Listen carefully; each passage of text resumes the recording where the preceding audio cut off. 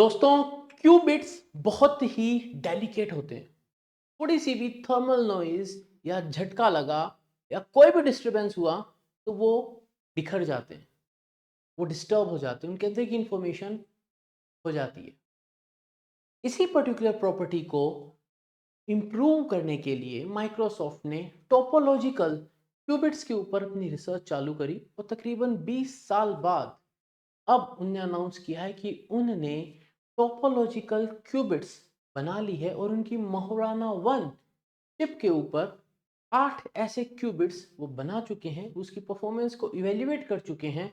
And अब उनका यह क्लेम है कि सेम टेक्नोलॉजी को यूज करके, सेम आर्किटेक्चर एंड डिजाइन को यूज करके हथेली के साइज की एक चिप के ऊपर मिलियंस ऑफ क्यूबिट बनाए जा सकते हैं। का सीधा सा मतलब यह है, मिलियंस ऑफ क्यूबिट्स बनेंगे तो क्वांटम प्रोसेसर यानी क्वांटम कंप्यूटर्स एक रियलिटी की शेप ले लेंगे। दोस्तों, मैं उत्तरा मेंटर मनीष पुरोहित, मैं फॉर्मेसो साइंटिस्ट, और आज हम इस महोराना वन के बारे में बात करने वाले हैं।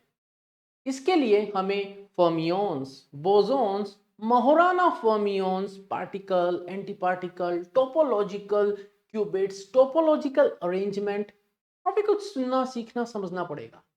चालू करते हैं दोस्तों, लेकिन शुरू करने से पहले डिस्क्रिप्शन को चेक कर लेना। उसके अंदर कुछ इंटरेस्टिंग लिंक्स आपको मिलेंगे। निम्बस एजुकेशन की ऐप भी मिलेगी, उसके ऊपर कोर्सेज चल रहे हैं, क्वांटम का भी कोर्स है। एक्सप्लोर करना, पसंद आए तो एनरोल कर लेना।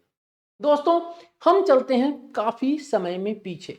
फर्मी डिरैक स्टैटिस्टिक्स एक रिलेशन फिजिक्स के अंदर मैथमेटिकल कंस्ट्रेंट के साथ जो यह बताता है कि कौन सा पार्टिकल फर्मियोन होगा, कौन सा पार्टिकल बोसोन होगा। तो दो स्टैटिस्टिक्स हमारे पास हैं, एक को हम कहते हैं फर्मी डिरैक स्टैटिस्टिक्स, एक को हम कहते हैं बॉस आइंस्टाइन स्टैटिस्टिक्स। जो फर्मी डिरैक स्टैटिस्टिक्स को फॉलो करते हैं हम उनको फर्मियोन कहते हैं। आम भाषा में हमारे जो इलेक्ट्रॉन, प्रोटॉन, न्यूट्रॉन है, यानी जो स्ट्रक्चर देने वाले, जो ढांचा बनाने वाले, जो बिल्डिंग ब्लॉक्स को बनाने वाले हमारे पार्टिकल्स हैं, वो सब फर्मियोन की कैटेगरी में आते हैं। और जो बोसोन्स हैं, जैसे कि हमारा फोटोन, हमारे हिग्स बोसोन, हमारे बोसोन जो स्ट्रॉन्ग और वीक न्यूक्लियर फोर्सेस को कम्यूट करते हैं, यानी वो सारे पार्टिकल्स जो फोर्स को एक्सप्रेस करते हैं, उन सबको हम बोसोन की कैटेगरी में डालते हैं। बोसोन बोस आइंस्टाइन स्टैटिस्टिक्स को फॉलो करने वाले पार्टिकल। खास बात क्या है और इन सब की बात हम आज क्यों कर रहे हैं? खास बात यह है दोस्तों, फर्मियोन्स के ऊपर एक कंडीशन है, वो यह है कि फर्मियोन्स एक साथ एक जगह एग्जैक्टली एक जैसे नहीं हो सकते। इसको नाम दिया गया पॉली एक्सक्लूजन प्रिंसिपल, जिसने बताया कि अगर एक इलेक्ट्रॉन की स्पिन अप होगी तो दूसरे की स्पिन डाउन होगी। तो इनकी जो स्पिन है वो हाफ, 3/2, 5/2 इस तरीके से होती है, नंबर होता है जो। सबसे बड़ी बात, अगर इनका एक पार्टिकल है तो एक एंटी पार्टिकल भी एग्जिस्ट करेगा, और अगर दोनों को हम मिलाएंगे तो एनहाइलेशन, खूब सारी एनर्जी रिलीज होगी।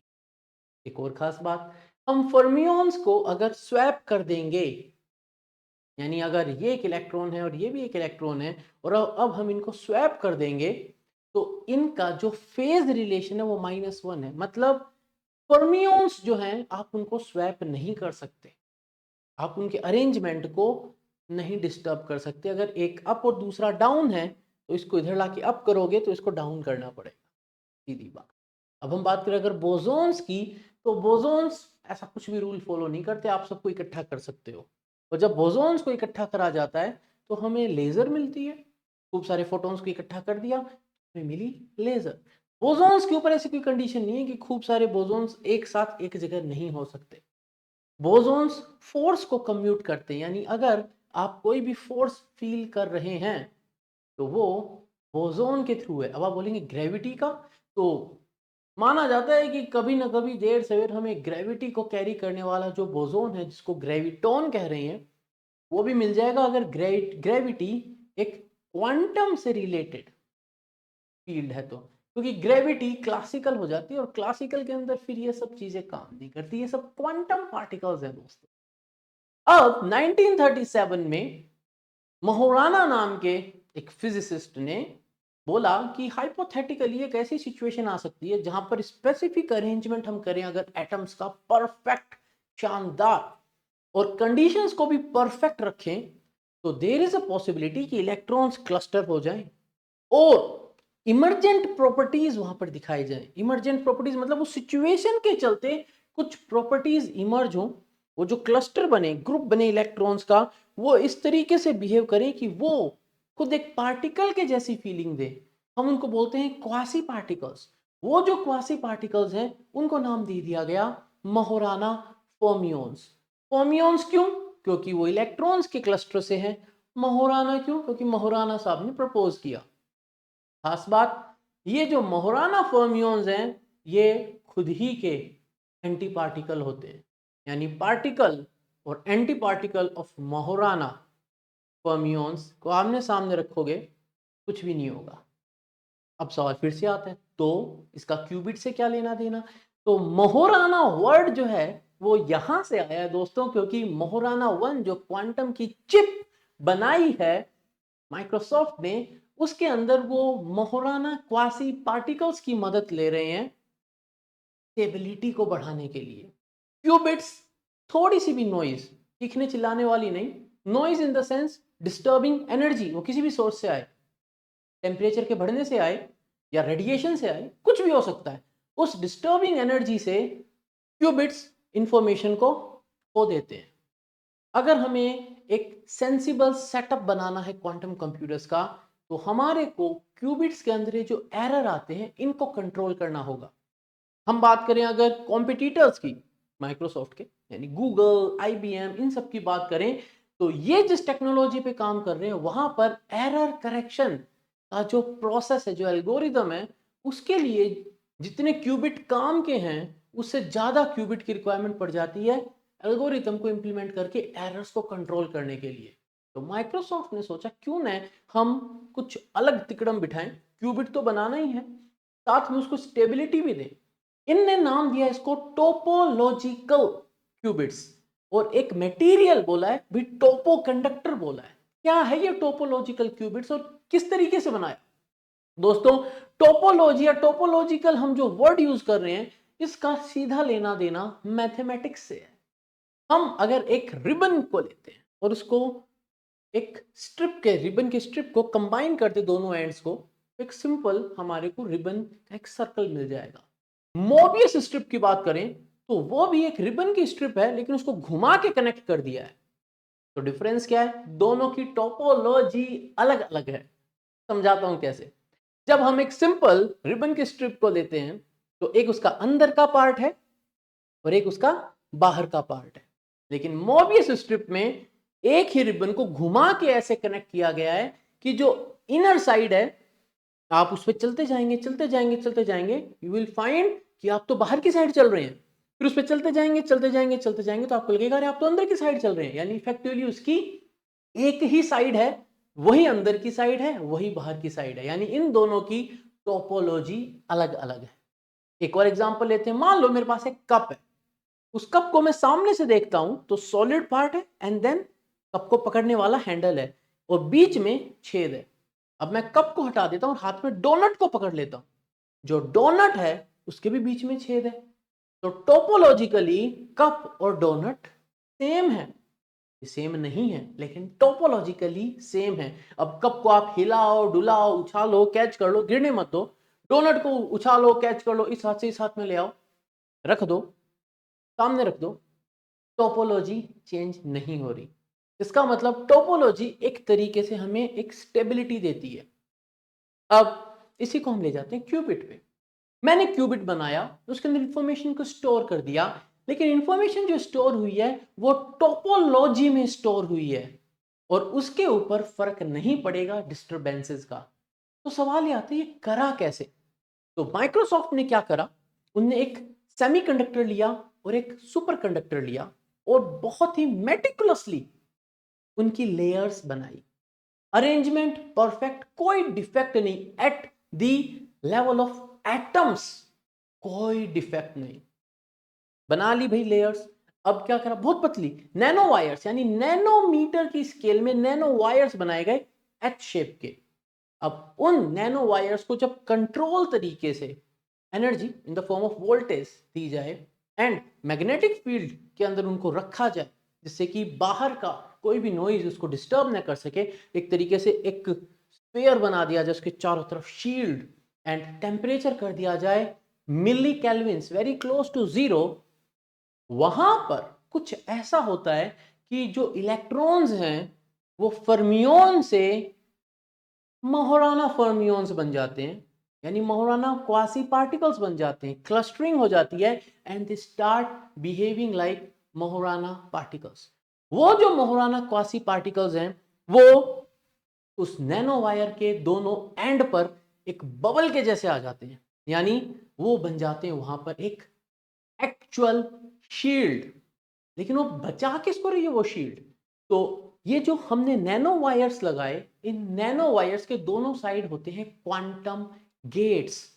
कौन से? नॉट क्वांटम गेट यानी क्वांटम लॉजिक गेट नहीं, क्वांटम लेवल पे हमने गेट्स बनाए हैं जो कि इलेक्ट्रॉन्स को आने जाने देते हैं। तो क्वांटम डॉट्स को यूज किया जाता है। क्वांटम डॉट्स क्या? अगेन सम नैनो स्ट्रक्चर्स जिसमें बड़ी ही मेटिकुलसली एटम्स को अरेंज करके स्ट्रक्चर बनाया जाता है, जिसको हम कंट्रोल कर सकें कि उस गेट को खोलें तो इलेक्ट्रॉन्स आएंगे, उस गेट को बंद कर दिया तो इलेक्ट्रॉन्स रुक जाएंगे।